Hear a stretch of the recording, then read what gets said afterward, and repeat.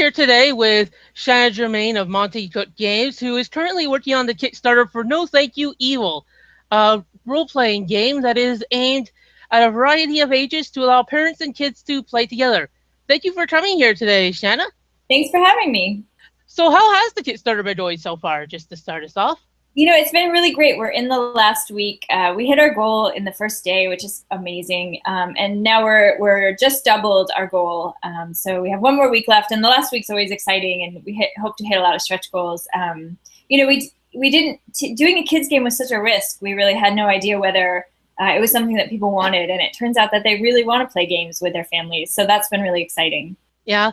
And the last week for a Kickstarter, especially the last few days, generally picks up almost as much steam as the first few, if not more. Yeah, we're hoping so. That's been our experience in the past. So it should be a good and very busy week. Yeah. And you've done a couple Kickstarters, I guess, then with Monty Cook Games in the past? Yeah, we did. Numenera was our first Kickstarter for games, and then we did a Kickstarter for The Strange, and then most recently we did one for a Numenera box set that was sort of exclusive and was in December. So this is our fourth for gaming Kickstarters. Yeah. So what made you guys think that you needed to do a kids game? You know, we saw a lot of our players who were playing Numenera and The Strange were reworking those games to play with their kids because the mechanics are pretty streamlined. There's a lot of storytelling elements, and the players roll all the dice, and so kids really enjoy that aspect of being able to get involved.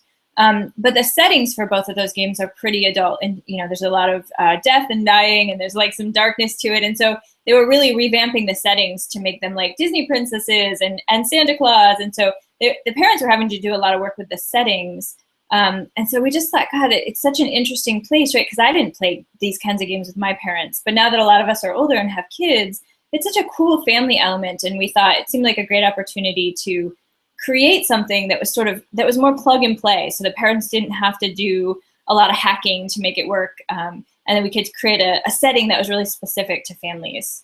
So why did you think there was a hole? Like you said yourself there, that a lot of the parents were using the Numenera and Strange games themselves. What made you think that there needed to be something filled there?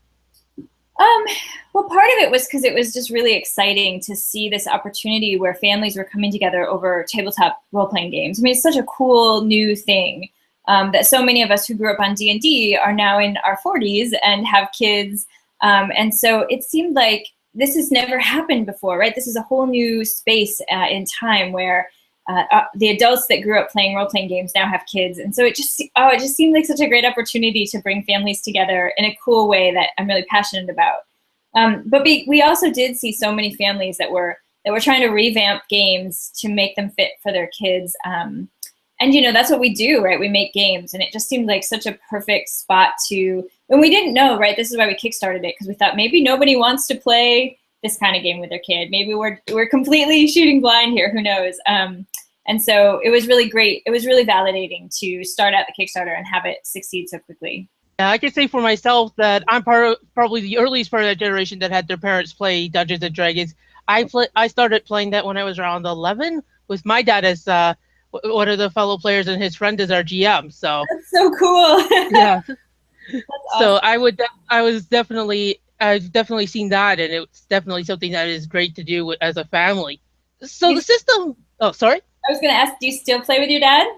Not recently, because we're not in the same place anymore. But whenever we get a chance, we'll play different games together. And he's moved more on for role play games, whereas I've gotten more into them over the years. So that's really cool. So the system for No Thank You Evil, based on the gameplay video you and Monty did, appears to be a simplified version of the cipher system used in Numenera and The Strange. Is that accurate?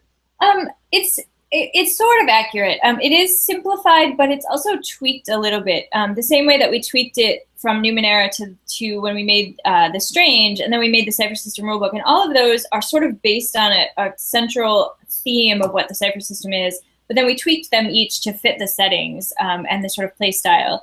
And so we've done that with No Thank You Evil. So in some elements, it's definitely simplified, but we've also added elements that make it more kid-friendly.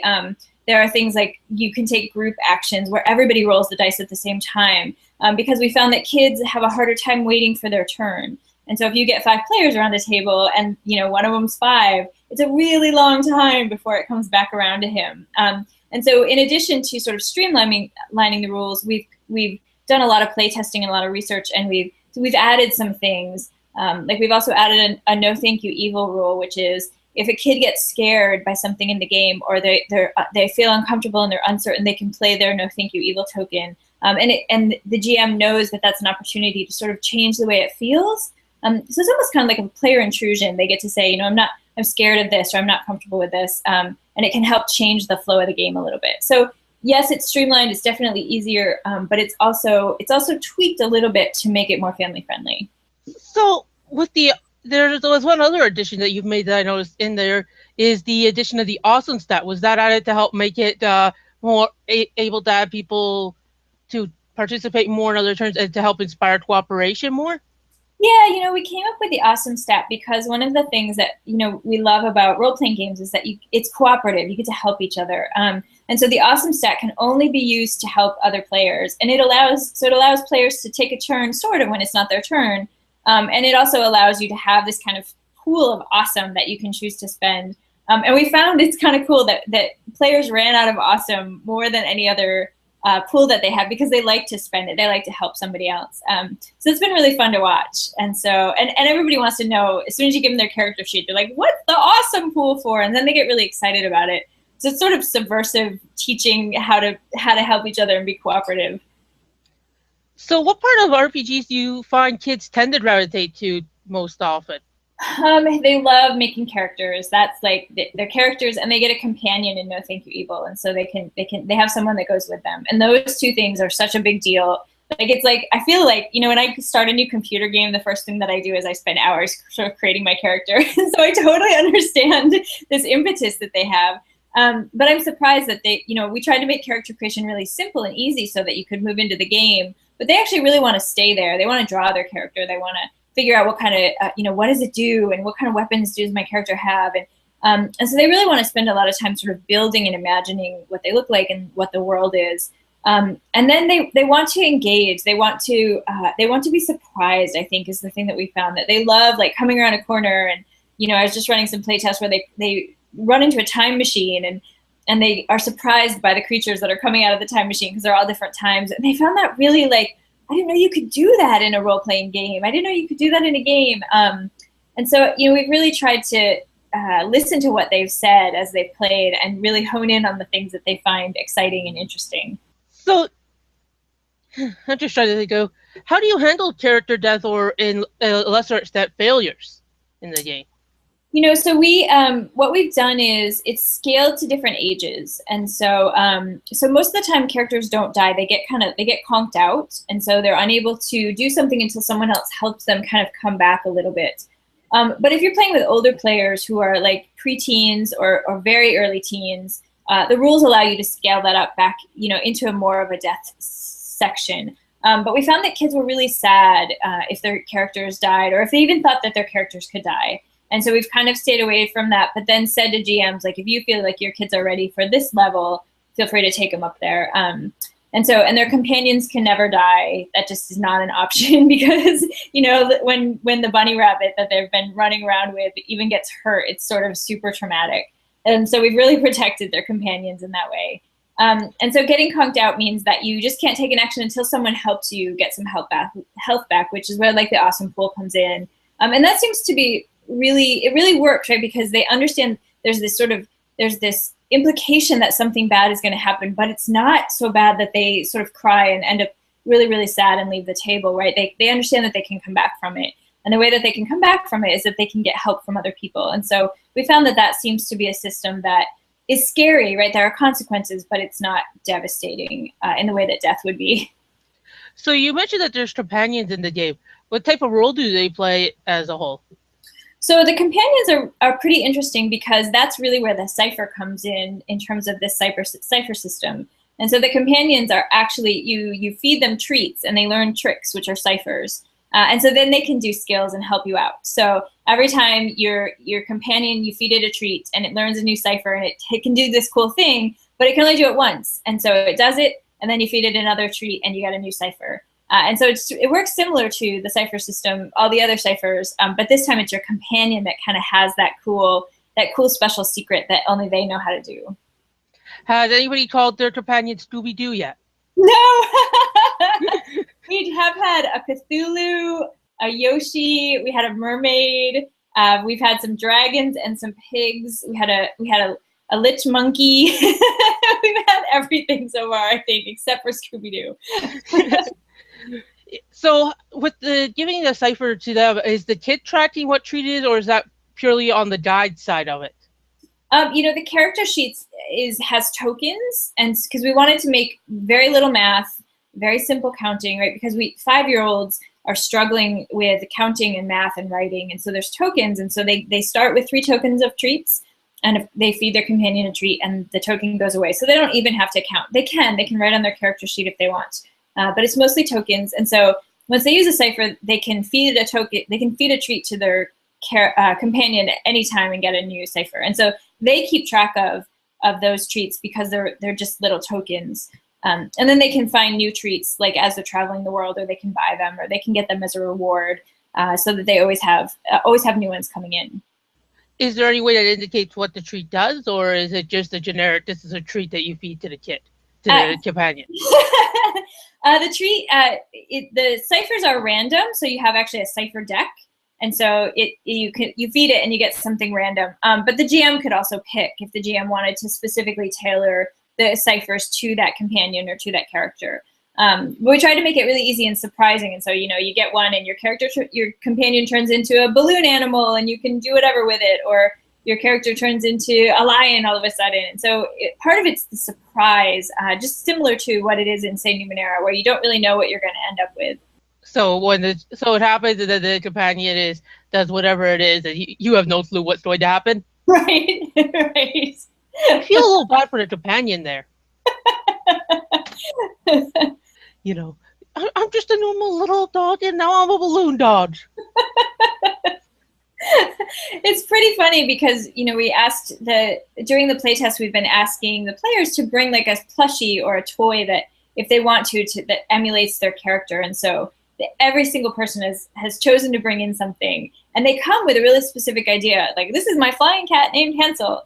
And so one of the things we've been testing is, can the game take that, right? If you have 5 players who all bring in totally different companions that want to do different things, do the rules work with that idea? Because we don't want to stifle creativity, right? We want to enhance it. We want to say yes.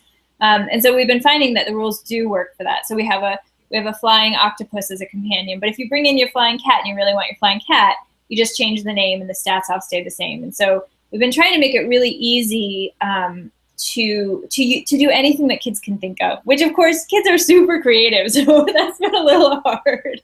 So what you're providing a lot, I imagine, in the guide section is explaining how to file things off to just quickly change it over, because part of your goal was to make this easier, you said, for the parents to work with the whatever idea there is with less changing around. Yeah, for sure. And one of our goals is we've been testing it with young players who are running the game. So like 12-year-olds to 14-year-olds who are running the game for their younger brothers and sisters or friends. And so it had to be very easy for them to be able to say, okay, you want to do this? Well, we'll just change the name and you can take these stats. Because we wanted them to feel comfortable. Running a game is hard, and running a game for kids is especially hard. And so we wanted to make it as easy as possible. And so we have these sort of very strict parameters in the rules of, okay, this is your companion and these are the stats that you get. But the name, the way that the storytelling, the flavor aspect can be anything. And that was really our goal, was to make it so that you could kind of put it onto anything that the kid could come up with. So instead of flying octopus, the final version might say flying pet companion suggested octopus.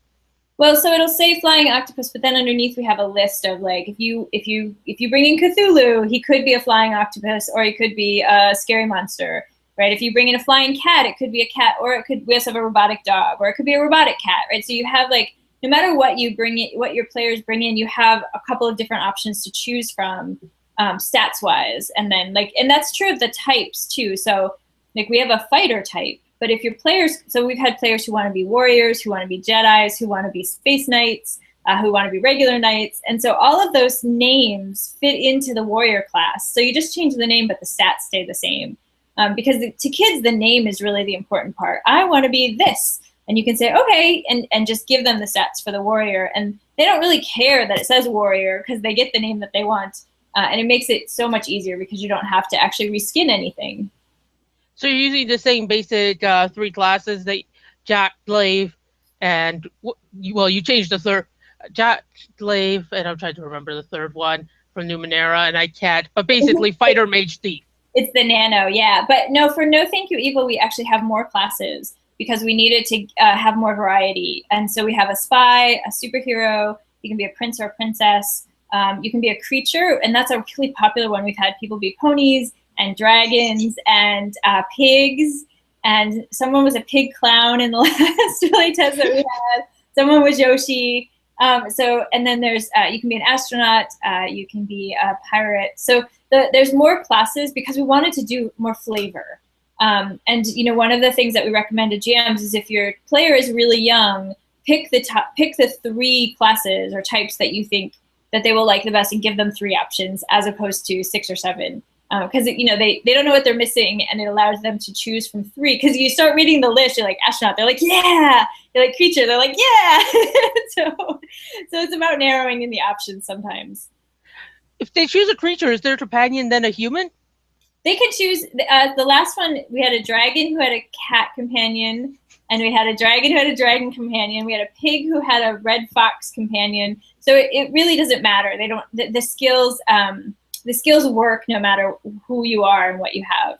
So you mentioned in the description for it and it's a big part, is that the game scales a lot depending on the age group, because you're playing for a game that can be played by anybody through 5 to adults who are going to be playing it. How do you do that type of scaling on it? So we actually kept the rules the exact same. So the rules don't scale, but the character creation scales, because that was the part that seemed to be more complex. So if you're a 5-year-old or you have a table of 5-year-olds, then your sentence, because we use a sentence to make your character, your sentence is, I'm a blank. I'm a princess, I'm a spy, I'm an astronaut. It's the simplest. You get all your skill points, and you get like 1 special skill that you can do. And the same thing with your companion. I'm a pony. But then if the second level is I'm a blank blank. So I'm a smart spy. I'm a cool robot. And so you get a little bit more detailed, you get a little bit more flexibility, a few more options in your skills. And the last one is I'm a blank blank who blank. So I'm a smart princess who experiments with science, or I'm a cool robot who loves ooey gooey things. And so then you get sort of a 3rd level of complexity with more sort of skill options. And it's not about, like, the skills that you get are about options, and they're not about making your character stronger. So it's not like a character who plays I'm a blank is somehow less strong than I'm a character who plays a blank blank who blanks. They're just less complex. And so what we found is you can play with all of them at the same table, or what often happens is you give everybody sort of the highest one, and we're finding that the older players really like to help the younger players kind of grasp the concepts. And so that's been really cool to watch, because the younger players want everything that the older players have, and the older players feel really cool that they get to be able to help the 5-year-old understand their character. And so we're seeing this really cool cooperation that doesn't happen around adult tables, I don't think, as much. So that's been really fun.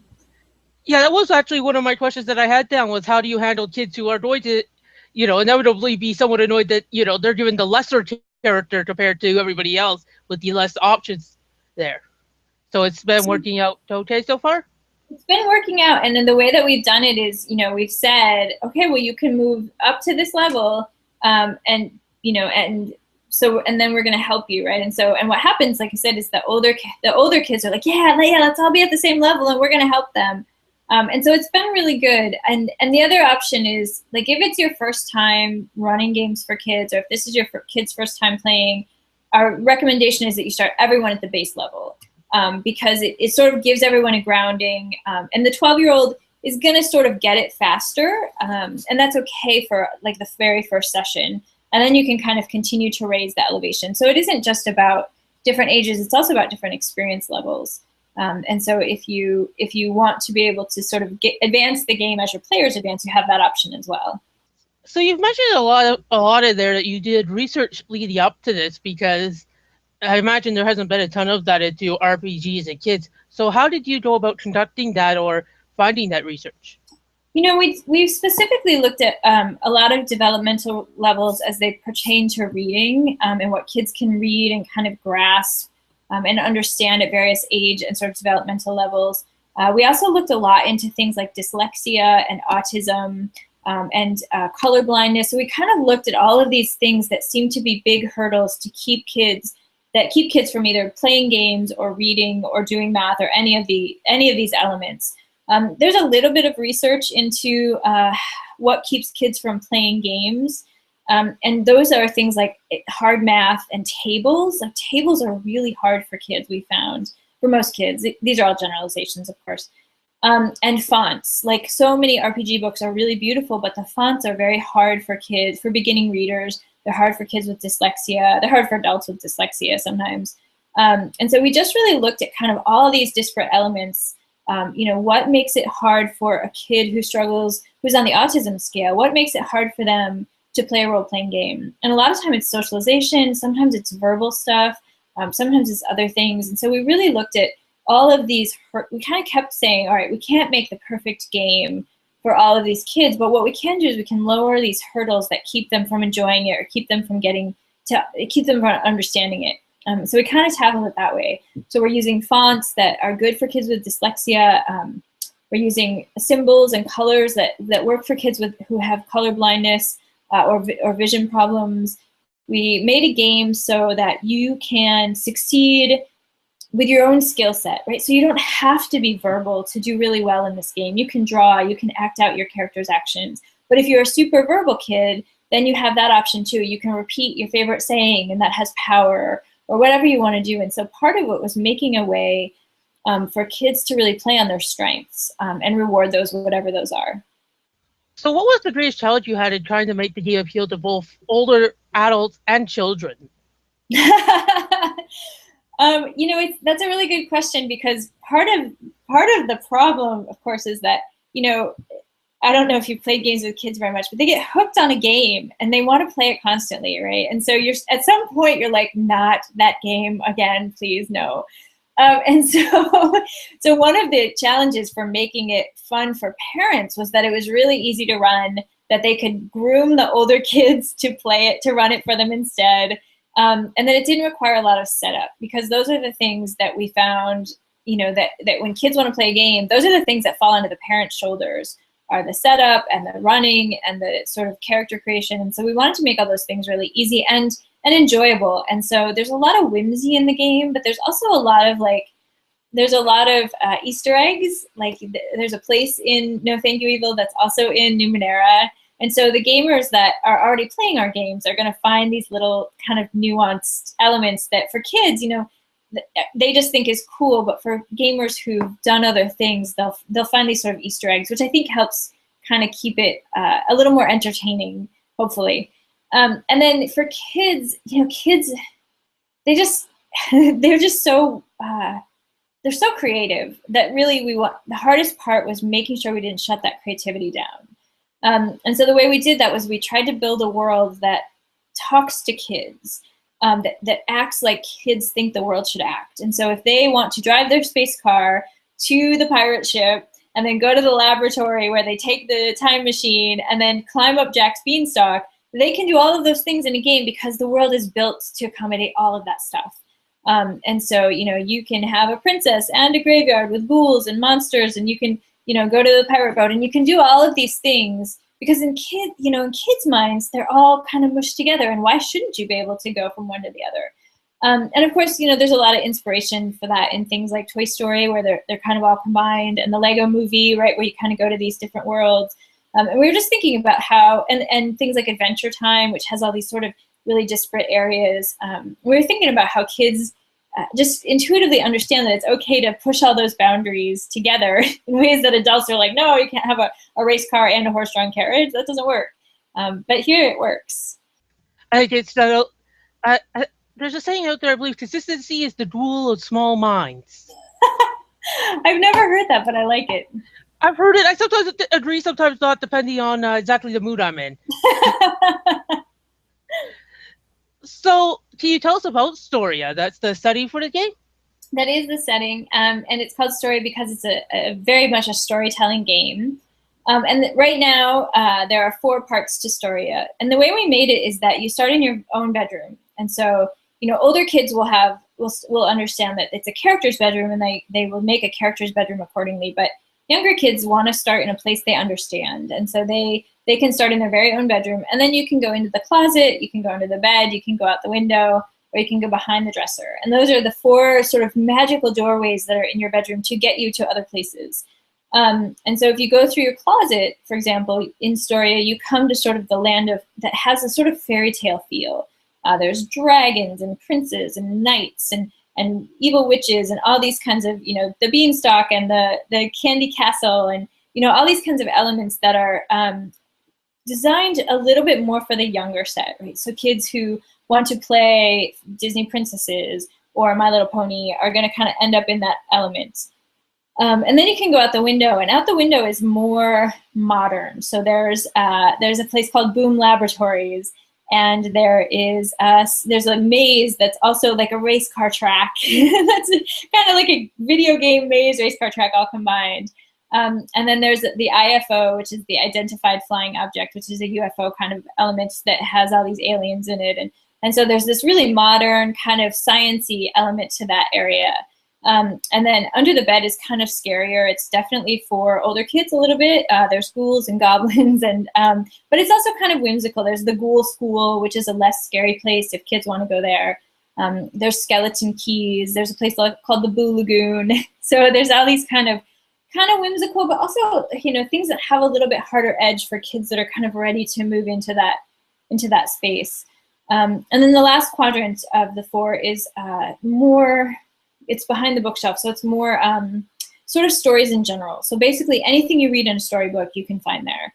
And it has the House of Mystery, and it has like an ice cream stand, and it has all these other kinds of things that you sort of know from childhood and storybooks.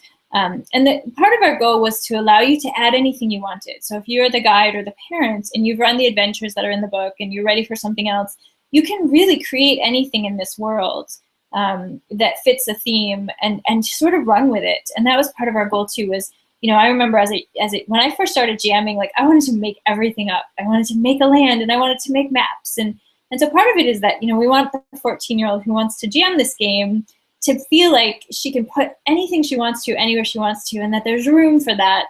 And by giving them themes, it kind of helps guide them. It kind of helps guide their ideas, but it still gives them a lot of room to just kind of play. Speaking of adventures, though, when designing adventures, what type of change was necessary for that to make it so that it's available to kids compared to more normal adventures? I think pacing is part of it, and the difficult part is that this is where the age part gets really difficult, because younger kids really need action. They need to be able to do something. They want to take action. They want to roll their dice. They want to hit things with lasers. And then older kids want a little bit more time to tell a story. And so kind of the way that it has worked is creating space for both of those things to happen.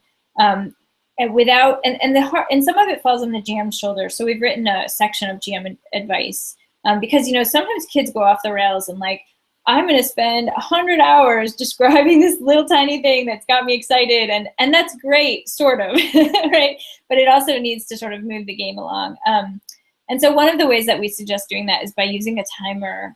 This is especially good for kids who sort of need a schedule of understanding when their turn is. So they have a My Turn card, and then a timer that's like, okay, so you can talk about what you want to do until the timer goes off. And so they have this sort of sense of like, okay, this is my time to talk about it, and it doesn't go on too long, and all the other kids know when their time is coming.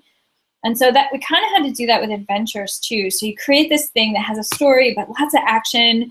And there's things for kids who want to tell a story. There's these little details. But for kids who just want to fight things, they don't need those details. They're just going to go bop things on the head. So it's kind of making it dual layered. The other thing that we did is the adventures are kind of tiered. So the first adventure is very hand-holdy, It's clearly designed for first-time players or first-time guides, you know, people who don't have a lot of experience. And it really walks you through it very specifically. Here's what you say, here's what you read, here's what you do. And then the second adventure is a little bit more freeform, and then the third adventure is more advanced. And so basically, not only did we provide those, but they also provide a template for people who want to make their own adventures that, you know, they kind of can understand what level they want to create, so that they can kind of move through that those levels as well. You mentioned when the adventure book was stretch goal was reached, that it was allowing you guys to free up more space from the book with adventures.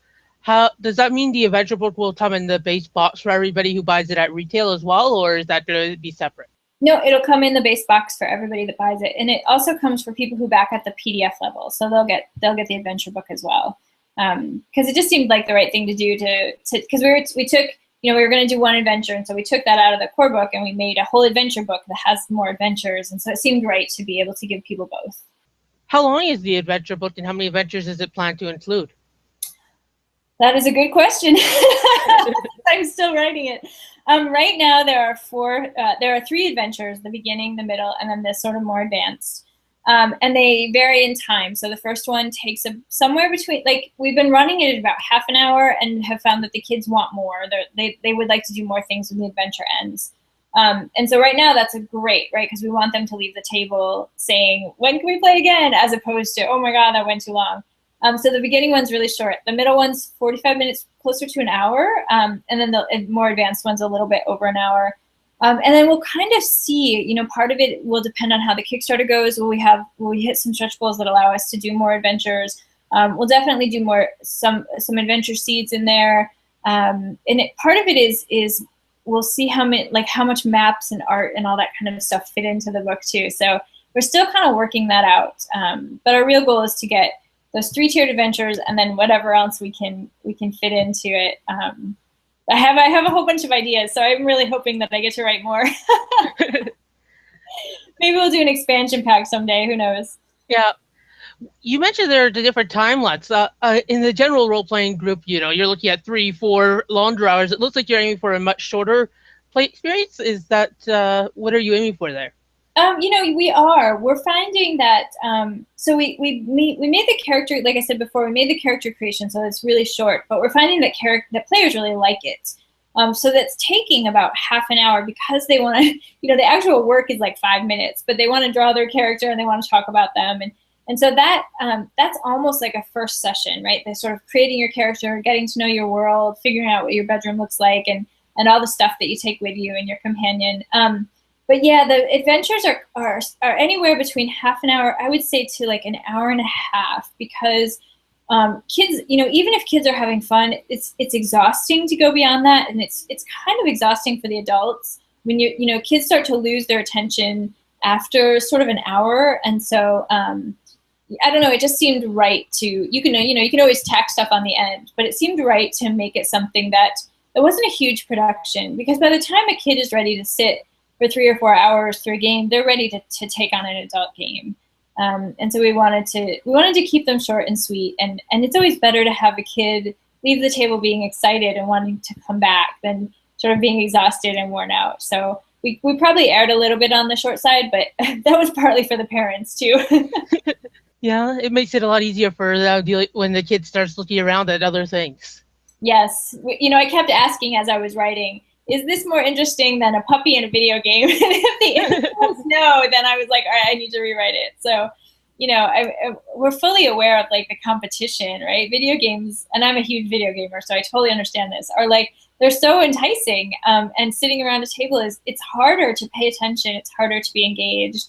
And so, you know, we were really aware of that as we were creating things and trying to make sure that there was always this level of engagement that made it so that they wanted to be there. Yeah, as you may have noticed if you looked at Techraptor, we do a lot of video game stuff. It's our primary area. Was there any inspiration you got on video games? You know, gosh, that's a good question. I haven't been asked that before. I love games so much. I would say that the thing that we found is that when we first started making the game, we didn't expect kids to really get the concept of like money and buying things for their characters. And so we kind of didn't have that in there in the first round of playtesting. But of course, what we had forgotten was that, you know, so many iPad games and computer games have those as an element, right? You buy something for your character, you win something for your character. And so kids actually were like, what do I get to buy? And so it was this moment of, oh, right, where we should have taken our inspiration from computer games and the fact that kids are playing more of them. And so we've added those kinds of elements in, of things that you can earn or you can buy, because kids have learned that, like, how to do that. They understand the value of things. They want to increase their characters in ways that we weren't expecting. And so that's been kind of cool. I think, you know, 10 or 15 years ago, making a kids game, that wouldn't have been the case, because kids weren't playing the kinds of video games that they're playing now. And so that's informed some of the stuff that we've done for sure. That's very interesting. Yeah, it also speaks well for economic teachings for the next generation. Yeah, it really does. I mean, they're very careful about what they buy, right? They understand that there's a limited amount, there's a finite resource, and even if they want all the things, they can't have all the things. And so they're very careful about, you know, it's really interesting to watch them choose. What character creation, you've mentioned a few times that they spend, well, you expected it to be really short, that you find that a lot of time is spent on you know, dealing with a lot of elements there. How have you changed it to adapt to that type of finding that you set up there and incorporate what you found the kids like to spend time on doing during the creation session? Well, we've definitely made the character sheets, we've given the character sheets a lot more space for drawing, because that seemed really important, that they didn't just want to draw their characters and their companions, they want to draw their weapons and their equipment and, you know, all their treats. And so one of the things that we've done is we've created that.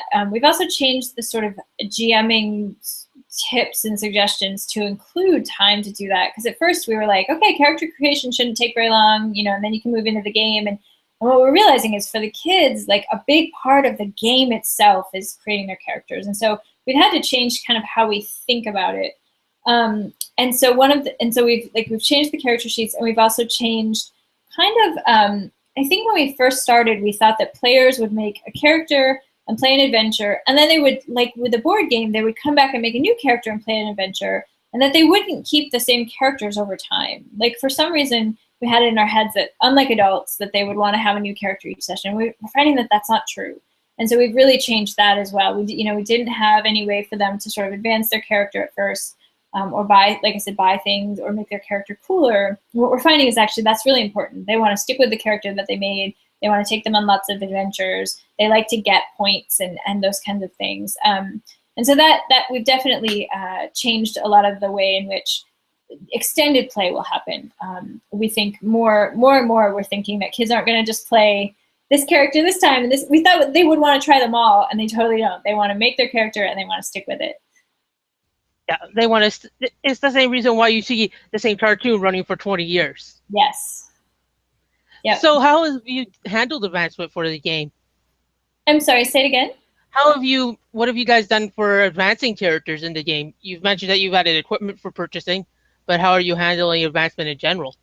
You know, we're really still working on that. It's very much in its early stages, and so we're running some stuff through playtesting, but we haven't quite figured out exactly how we want to do that. We have lots of ideas, but we're still. It's very early, because it was a surprise, and that's why playtesting is so great, is because we never would have thought of it. So I don't know how we'll tackle it yet, but I'm sure the kids will guide us. We will know very, very quickly and very loudly what they like the best. I imagine it must be very nice to work with playtesters who are completely shameless to telling you what they think. Totally. It's so true. You know, it's like this. Actually, it's like they're just so wonderfully loud about it. This is the most awesome game ever. That's great. I'm so glad you like it. But you just scared the people behind you. So. So it looks like what I've seen is that far more than most role-playing games, this one has a lot of props into it. A lot of role-playing games, especially nowadays, you're seeing them chip out just the book or even just a PDF. It seems like you're focusing very much on a boxed version, almost more like a board game in a lot of ways in that. Yeah, we really took a lot of inspiration from board games. I now own like the world's largest collection of kids' board games, I swear, because we had to test so many of them and the pieces parts, and like what worked and what was too small and what felt weird in your hands and what kids couldn't hold. And so yeah, we really did think about it more like a board game. We wanted it to be really tactile, but we kind of had to start from scratch, right? Because when adults play, we make miniatures and we make scale models, and we spend a lot of time like creating these very finely crafted things that nobody can touch because they're and we knew we couldn't go that route, and we didn't want to. And so instead we scaled back, and we actually made really big, bright, colorful, sort of indestructible pieces, because kids just just can't handle things the way that adults can. And so we have larger dice. We have tokens that are really big and easy to hold. We did reusable character sheets so that you could just write on and wipe off, because erasing is very, very important to kids, and they spend a lot of time erasing. And so if you have a character sheet that you can just actually erase forever and ever, that seemed perfect. And so we also have like character stand-ups, which are also very indestructible. And so we big card decks, like our decks are tarot sized, so they're going to be bigger than most card decks, so that kids can really hold them easily, and we have room for big writing. And so yeah, the tactile part is really important. Kids get really attached to their dice. Like we found at the table that if the kid can't reach his dice, which happens a lot when he throws it, right? Because he throws it halfway across the table and then he can't reach it, and he's very, very sad. He's very distraught. And so, making sure that kids had their own dice that was the color that they loved and that was big enough for them to hold on to, those kinds of tactile elements just seemed really, really important. And now it's only for the first fight over the blue dice at the table. Yes, it's we hope that they will be able to find colors they like in our scheme, because if everybody wants a blue dice, we're in trouble. So with the game, I'm trying to think of, are you planning to include more elements in the adventure story forward that involve maybe the players drawing something, or in involving that type of thing, since you found that that's something that the kids are very interested in doing in most cases? Yeah, the adventures are actually, it's really different writing an adventure for this game than for like Numenera the Strange. And a lot of reason for that is because we're asking for more input from the kids in actually creating the game. So, if you start an adventure and you're like, hey, your friend Whizbang needs help, and then you say, what does Whizbang look like? And so instead of, if we were playing with adults, we would say, here's what Whizbang looks like, and we would hold up a picture or hold up our iPad or whatever. And so we're saying, like, describe him for us. And so, like, it's crazy, right? They're like, he's got no left foot, and he doesn't wear any shoes, and he doesn't have a head, and he's actually a ghost, and he's got a big beard, and it might be fake. And they just go crazy describing this person that's their friend. And it's like everybody gets to be part of it, and it's super fun. And then you, as the GM, you have all these elements that you can bring back later when they actually see Whizbang again. So like, oh, he's tugging on his beard. So part of it is engaging them in a way that's actually, they can draw, or they can speak aloud, or they can, what does Whizbang sound like? And then they all give you the voices that they want to hear. And so a lot of it is really trusting their creativity and asking them what they think this person or this creature or this place looks like. And you can't do that with all things, right? Because some things need to have specific elements. And so for those, we use a lot of images. And then we also have, there's ways to interact in the adventures that allow you to draw it, or to say it, or to write it, or however you want to do that. And part of that, again, is because they like it, but it's also because some kids just have a hard time being verbal or have a hard time being social. And so we want them to be able to participate. And so if they want to draw what they think Whizbang looks like, or if they want to draw the action that their character takes, or they just want to act out what they think their character would do, then those are also encouraged just as part of sort of gameplay. So yeah, it's definitely making sure that they have a chance to have input. There's a lot more, I don't want to say more. There are definitely elements where kids get to draw together and makes, okay, create the time machine. Everybody draws one part of it, and ways for them to work together in that are creative. None of them are necessary to the adventure. So if you have older kids who just aren't interested in drawing, then you just show a picture and it's all good and they don't have to worry about it. So we've tried to make it so that whatever the interest is of the sort of group, those options are there. That was a really good answer. Hey, it's a very good one too. It sounds like you're trying to make the game much more modular than most games are. I don't know if that's a school. What when you say that, what have I told you that makes you think that that's Well, true? it sounds like a lot of the bits and pieces of that are added or removed based on what the group is compared to a lot of games. Oh, sure, I see what you're saying. I think that this sort of you're right. So the rules are not modular. The character creation is not necessarily modular, although it does scale. But you're right. Like when you actually get down in the nitty gritty, I think in order to work with kids who are just so creative and have their own ideas about everything, you kind of have to be willing to be flexible. And that's probably the biggest like sort of GMing for kids advice that I have is that you have to be willing to sort of go with the flow and to understand that like you may never end up at the end of the adventure that you think you're going to end up at, or whatever happens is going to happen. And so yeah, I think more flexibility is really important. And in some ways, right, having it be a little bit more modular is one of the ways to do that for sure. So, what has been the biggest surprise working with the kids for you throughout this process? The biggest surprise has also been a very humbling surprise, which is that I have worked in a creative field for 20 some years, and I consider myself to be a very creative person. And then I spent like the first hour with these kids at a gaming table, and I was just so humbled. I was like, they were so creative and so inventive, and they had these ideas that were way beyond what I ever could have come up with.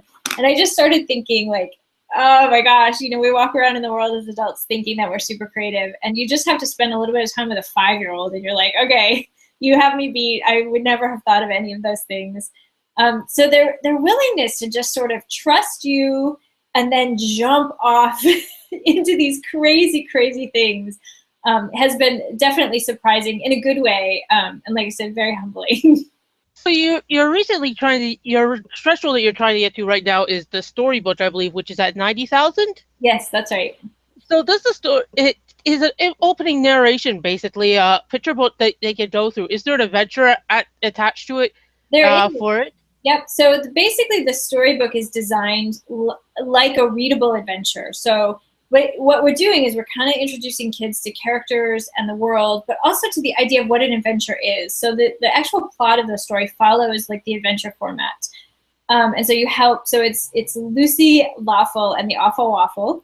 And so you help Lucy Lawful, as they read, Lucy Lawful has lost the Awful Waffle, which is this one of the 12 treasures of Storia because it's the world's worst waffle. So it's very highly valued. And so you read the book and Lucy Lawful gets the waffle back. And then at the end, another thing happens. And so it kicks off an adventure.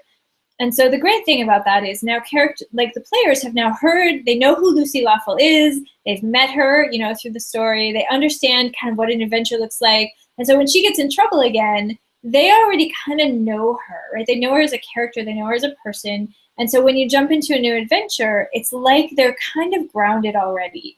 And so you could, you don't have to do the adventure, of course, but that opening is at the end of the book and then it jumps into an adventure.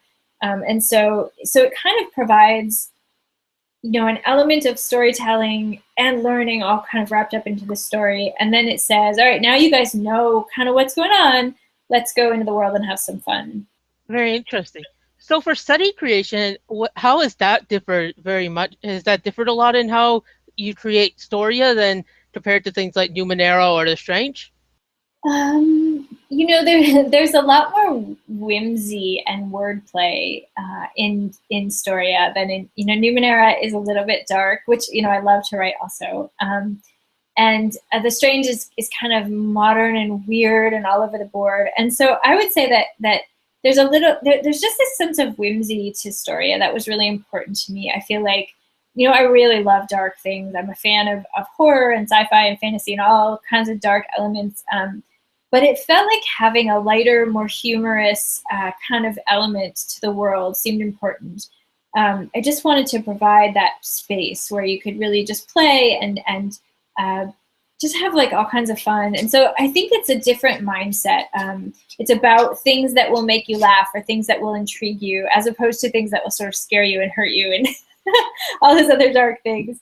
And there are some dark elements, like Under the Bed is a little bit scarier, but for the most part, there's just not a lot of I don't know. It's kind of straightforward fun. I think is probably how it's really different. Well, If you had to try and tell anybody one thing about this game to interest them in or in backing the Kickstarter, what would it be? I would say that I think games for me, games kind of saved me. Games and books saved me. Like I was a really shy kid who didn't really have any social skills. I didn't really know how to interact with people.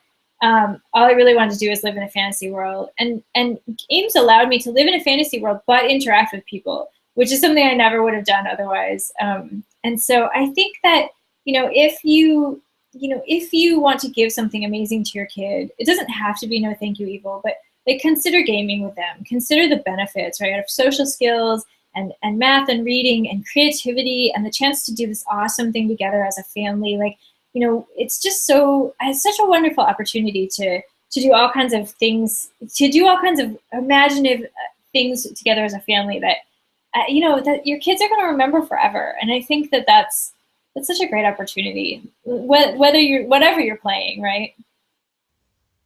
Yes, and we can confirm as of right now, we have not seen any attachments to Satanism to outcomes of role-playing games. Not yet. I'm sure it'll show up. No, it's video games these days that are causing evil. That's true. That's true. We're safe for now. Yes. Right now you're safe on that side. So is there anything else? I don't think so. You asked really great questions.